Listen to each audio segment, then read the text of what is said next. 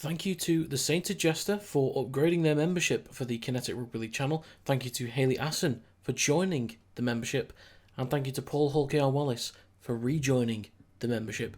If you'd like to become a member, you can do for as little as £1 a month by clicking the join button below this video. But that's it. Let's crack on with the video. Ladies and gentlemen, welcome back to the Kinetic Rugby League channel. To recap last round's predictions, I got 4 out of 5 with the wins and only 1 out of 5 with the margins. The Seagulls game did not go as planned, unfortunately, but I'm okay with 4 out of 5. It's a strong percentage to get the overall up on the season. But we're back to 7 games this week, and let's crack on with the first game of this round. Kicking things off this week, we have the Tigers versus the Raiders. So, form for both these sides are very different at the moment, with the Tigers losing 4 in a row and the Raiders winning 4 in a row. The Raiders will be missing Savelio Tamale, so Jed Stewart comes in to replace him, and Tamale did a really good job with carries out the backfield and was a reliable player in both attack and defence. So without him, maybe the Raiders struggle and maybe they're a little bit vulnerable just in that area of the field, but we'll see how it goes. Even without Tamale, the Raiders have their usual spine, which has been incredible this season. They have their biggest guys in the forward pack with Papali'i, Tarpany and Horsburgh starting. So I think the Raiders will be fine through the middle and should look comfortable moving the ball around. Now, in favour of the Tigers, they have shown sparks here and there this season that they aren't quite the disappointing team they've been in the last few years.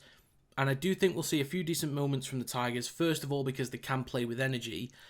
And I still think the Raiders have a little bit more work to do in defence, as they have let in a solid number of points in some weeks. And although form for both sides are basically polar opposites, in the last 3, the Tigers have made those games relatively close. They've at least been respectable scorelines after getting battered by Melbourne Storm a few weeks back as well. But for stats, the Tigers have won only 1 of their past 9 games against the Raiders. They've also only won 2 out of 7 home games this season, and the Raiders have won their last 5 away games. They're on incredible form. Their spine's quality, the backs, the forwards, everything about the Raiders are superior compared to the Tigers in my opinion. So all that being said, I'm going to go with the Raiders to win 13+, and for a try scorer, I'm going to go with Sebastian Kris. Next up, we have the Warriors versus the Panthers. So both sides are almost on the exact same form, with the Warriors winning 2 games before and after a loss in their last 5 games. So the Panthers are almost on the same kind of form, but one of the wins is a draw instead. The Panthers have had a tough time finding their feet since the start of the season, but recently they've been making solid progress. Now, unfortunately, they've been plagued with a virus known as origin selection, which means Brian Toto, Dylan Edwards, Isaiah Yeo, Liam Martin and Nathan Cleary are all removed from the squad this week. Kurt Capewell and Tani Taupiki will be missing for the Warriors as well, so Moala Graham Taufa will feature in the backline for the Warriors. There are some pieces in this Panthers team that can keep the ship steady even without a bunch of their key players. Blaise Talangi has been steadily improving, Thomas Jenkins has been a positive addition to the side this season, and Dane Laurie can be exciting with his run game, but I do think he's got a few too many mistakes in him during games which the Warriors might target and exploit. For the most part, the Warriors have their best pieces available, with a few exceptions of course, but the spine is intact and the forwards look massive. The Panthers have won 8 of their past 9 games against the Warriors, but the Warriors have also won 4 of their 5 games played in New Zealand this season. Now, with a lot of recent matches for both sides being quite close, inside the 1-12 range, I would have gone with 1-12, but with the major losses for the Panthers, that gives the Warriors a greater advantage.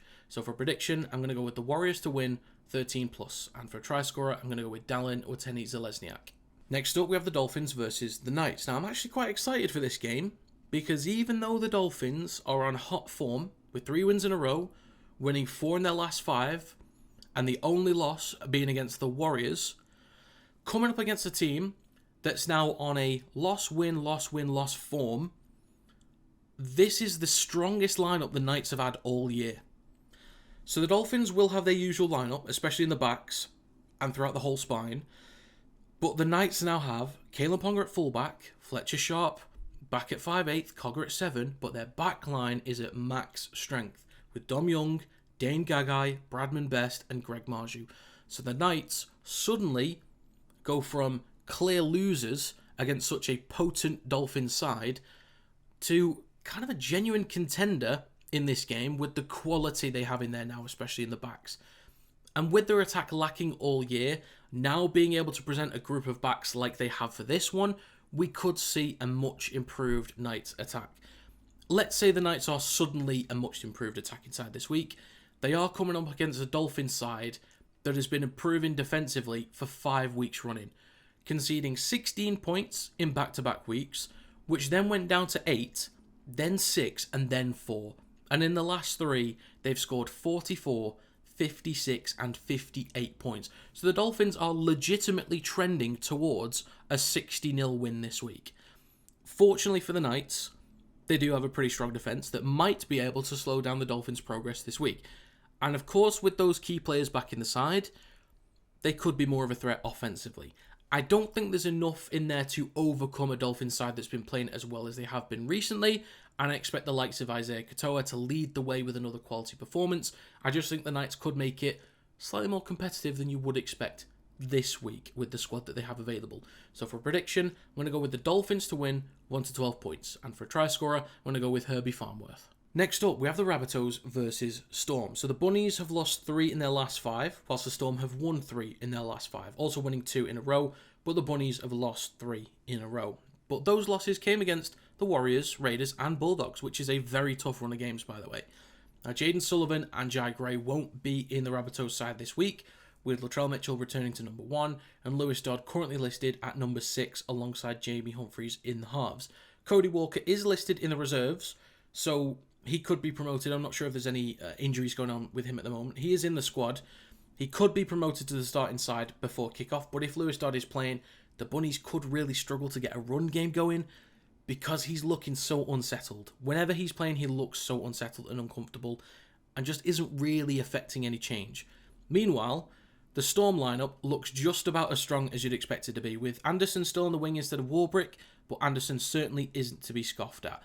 The Rabbitohs have shown signs of improvement since last year, but in possession they just aren't consistent enough in how and when they show up, and defensively they conceded a lot of points this year. And coming up against the Storm side that's scoring for fun this year is going to be really, really tough. Finally, the Rabbitohs have won only 2 of their past 13 games against the Storm, and Storm coach Craig Bellamy has won his last 14 games against Wayne Bennett coached teams. So for a prediction, I'm going to go with the Storm to win 13+, and for a try scorer, I'm going to go with Ryan Papenhausen. Next up, we have the Broncos versus the Sharks. Now let me just quickly recap this weird situation with the Broncos. I backed the Seagulls to beat them a few weeks ago, and then when Saab was out the squad, I actually changed my prediction for the Broncos to win. I then watched that game live on stream, and then the Broncos got battered by the Seagulls. I then said I wasn't going to back them the next week until they proved that they're a reliable side, and that was against the Titans. I gave legitimate reasons why I thought the Titans would win, and then they somehow battered the Titans. But, you know, it's to be expected because it's the Titans or whatever. But then the Titans go and batter the Seagulls, who battered the Broncos the week before. I don't get it. I don't get the NRL. I don't get the Broncos. I don't know what I'm doing, frankly. But they've only won 1 in their last 5 games, with the Sharks winning 3 in their last 5. The Sharks have won more games, but the Broncos have scored more points and conceded less points so far this season. Now, Hiroti is out of the Sharks squad this week, meaning that CSC for Talakai will go back to a familiar spot in the centres. So the entire Sharks backs is looking like their 2024 side. So it could be interesting this week. For the Broncos, Reece Walsh has had another week under his belt since returning from injury. Both he and Ezra Mam have been important to the Broncos recently. Even though some results have been poor, they've at least looked slightly better with Mam back in, and now with Walsh, there's more energy and penetration with their run game especially. I think Payne Haas versus Adam Fanua-Blake is going to be so interesting to watch as well through the middle. They'll both contribute to a really fast-paced game in the forwards. So if you compare the hookers, I think Brayley will actually be better suited based on recent performances, and I think he'll do more damage off the back of the quick play of the balls. Now, the Broncos have won 9 of their last 12 games against the Sharks, but the Sharks have won their last 3 games at Suncorp Stadium, and they've won 11 of their last 13 daytime games as well. Now, I think the Sharks' attack can find enough points this week to just make up for a defence that's conceding a few too many points recently, and with the Broncos still being a poor side that has a bit more work to do to earn my trust, I'm going to go with the Sharks to win 1 to 12 points, and for a try scorer, I'm going to go with Ronaldo Mulatalo. Next up, we have the Roosters versus the Cowboys. So both sides will have a lot of their origin stars coming back in this week, with the Roosters getting Crichton, Watson, Collins, Toya and Lenu returning, whilst the Cowboys get Nanai, Robson, Cotter and Dearden back from origin, with Bateman and Vilea also returning to the squad as well for the Cowboys. Now I think the Roosters forward pack might dominate early on, in the early stages of the game, but could drop off later on since they have two hookers on the bench, with only Lenu and Steep there to make the impact off the bench. The Cowboys are already strong up front, but they have McIntyre, McKaylee and Neem available to bring on. Now defensively, the Cowboys have conceded an average of 35.6 points per game in their last 5, and they were obliterated 58-4 against the Dolphins last round. The Roosters' last game versus the Knights was a lot closer than I expected, but they still got the job done in the end. And repeating what I said last week, I think they're a dangerous side, and their only recent losses came against the Bulldogs and Raiders by 4 and 2 points. There are a few stats that lean in favour of the Cowboys, with the Roosters losing 4 games at Allianz Stadium this season, and the Cowboys have won this matchup on the last 2 occasions.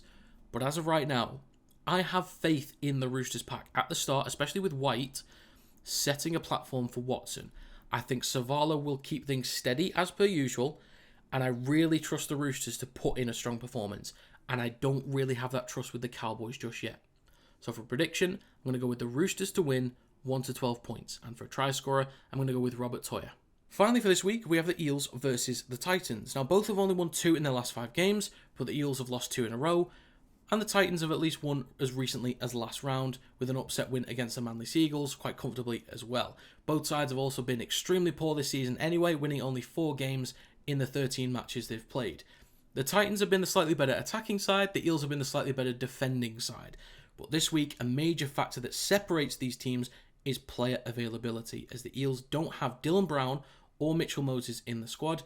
They'll be relying on Papali'i and Hawkins in the halves, with Iongi likely under a bit of pressure to perform this week without those two and make up for the loss of Brown and Moses, with then 22-year-old, relatively inexperienced Riley Smith completing the spine. You compare that to the Titans spine that's full of quality and experience, with Brimson, Foran, Campbell and Verrills.